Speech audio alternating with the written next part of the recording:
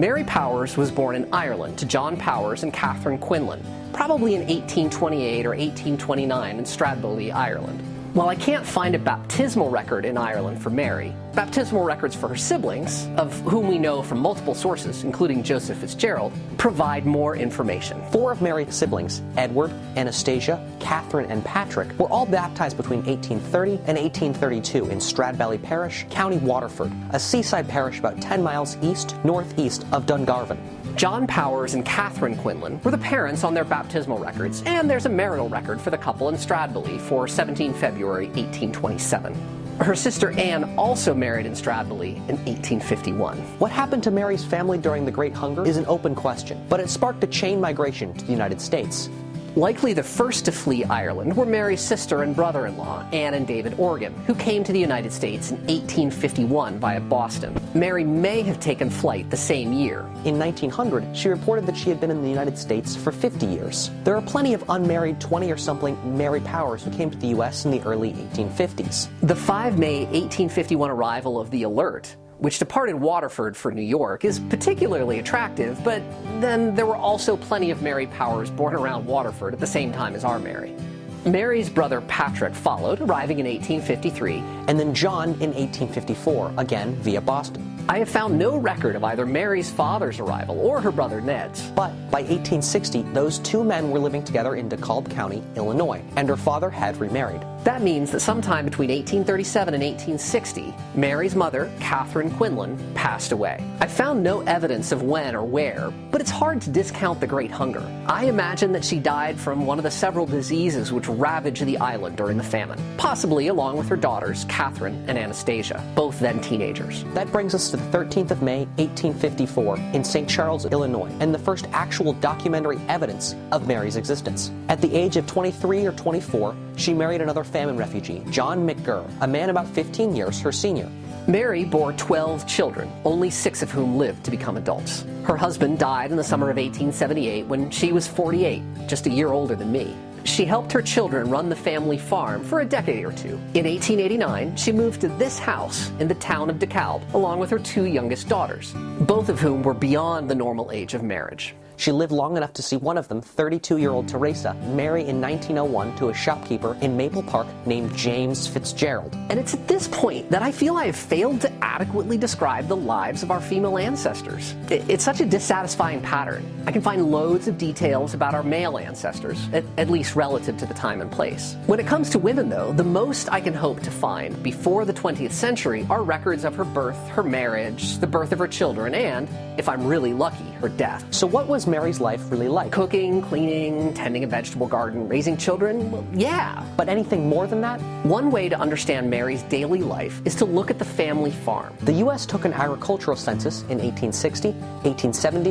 and 1880, measuring bushels of crops grown, dairy production, livestock population, and more. The McGirr family farm produced mainly butter and corn, along with some wheat, pork, eggs, and wool.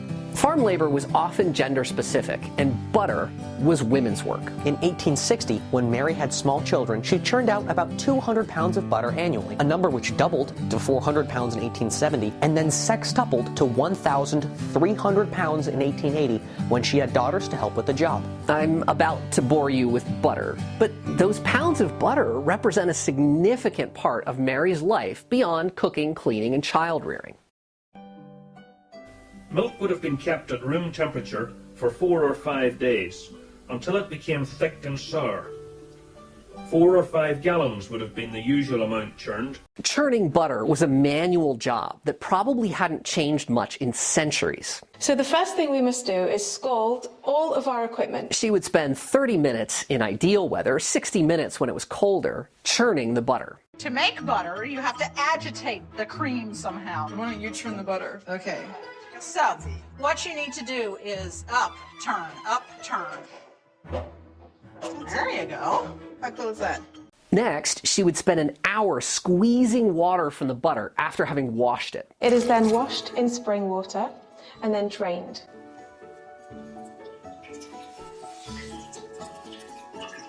It's just it takes about an hour or so to have all of the water drain out of the butter. And it's important that we do wash it because we don't want it to go rancid. Finally, she would have spent another quarter hour adding salt and shaping the butter into bars. So the best thing to do is divide it into more manageable sized chunks because you don't want to make a mess.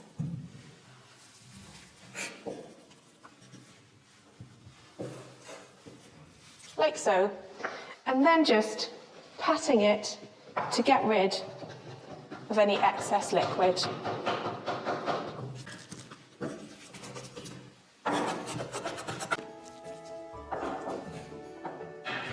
With preparation and cleanup, this could take anywhere from 2 to 3 hours of work to produce just a few pounds of butter.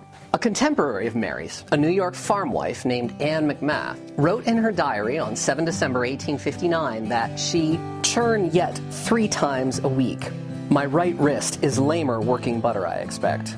That year, the McMath farm produced 1,600 pounds of butter, though Anne had the help of one Lizzie Alexander from March through November. So if I extrapolate from Anne McMath, assume she and Lizzie Alexander produced 1,500 pounds of butter together, churning 3 times per week, then the pair produced about 38 pounds of butter each week. That's more than 150 sticks of butter, or 51 sticks every day they churned. Each pound of butter takes about 2.5 gallons of milk, meaning Anne and Lizzie worked through close to 32 gallons of milk each day they churned. By that calculation, in 1879, when the McGirr farm produced 1,300 pounds of butter, our Mary Powers, probably with the help of her daughters, churned 60 gallons of milk per week to make 25 pounds of butter, or about 100 sticks. That's a lot of butter. I don't know how many gallons one of those churns could handle, but looking at those video clips, I can't imagine that it was more than 5 or 6 gallons at once. So coming back to the 2 or 3 hours of work for each batch of butter, that means Mary and one of her daughters spent anywhere from 24 to 36 hours each week churning butter. That's about 6 hours per day. Final thought, this was not easy work. Let mommy finish it. You're so weak. Your arms are so pathetic. It doesn't look hard, but it actually takes a lot of arm work to push that stick up and down.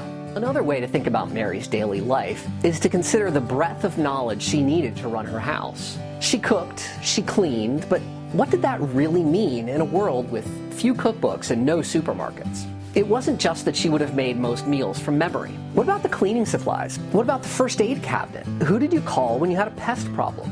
There's an 1829 book by Lydia Marie Child called The Frugal American Housewife that I think gives some insight into the breadth of domestic knowledge Mary would have acquired. The book is now public domain, so you can download it for free if you want. It's not a page turner, But it's an interesting time capsule that probably represented Mary's life. for example, without refrigeration, storage was a major issue. Child wrote that parsnips could be stored in sand in the cellar, potatoes and cabbages buried in the ground, And herbs sealed from the air. first aid was another topic. Hemorrhoids were treated with an ointment of lard, sulfur, and cream of tartar. Canker sores with tea from dark blue violet. Plantain and leek, boiled in cream, make a soothing ointment. Dealing with pests was yet another task. Red ants are among the worst plagues that can infest a house. A lady who had been troubled with them assured me she destroyed them in a few days after the following manner. She placed a dish of cracked shagbarks in the closet. They soon gathered upon it in troops. She then put some corrosive sublimate in a cup, ordered the dish with the ants be carried carefully to the fire, and all its contents, bark and ants, brushed in.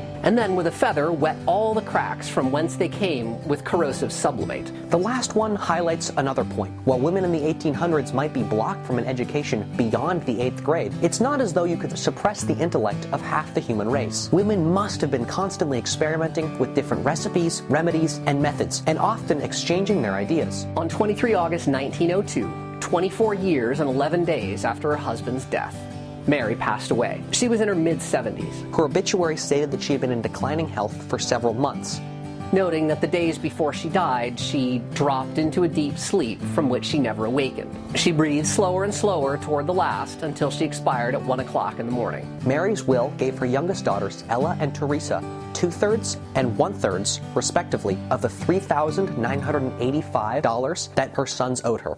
This wasn't a paltry sum. If you believe inflation calculators on the internet, that works out to about $129,000 today. In contrast, she bequeathed her sons $1 each.